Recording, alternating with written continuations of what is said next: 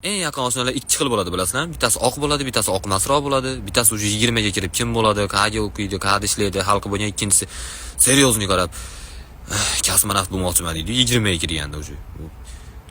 Men bittasini qiziqishlari bilan tinch joylarda yaxshi ko'radi, iloji boricha shovqin bo'lmasa, ikkinchisiga tegib qo'ysangiz Afrikaga chiqib olib yo'lbars ovlayman qilib qoladi. Mana shu bitta mashinani oldida rasmga tushsa ham kalonko'da qo'shadi, baland qilib qo'yib turib tushadigan bola bor-ku, haligi eshitiladi deb o'ylab.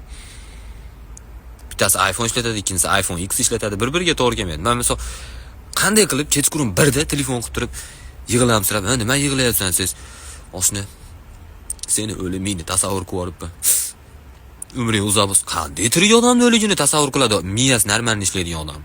Ko'rganmisizlar mana videolarda haligi oshnalar o'tirib olib, katta bir mavzularni muhokama qilib o'tiradi-yu. Menga meni oshnam bergan eng zo'r savol bilasizlar, kechqurun 3 ta kelib olib, "Mana necha raqam mana? Topchi?"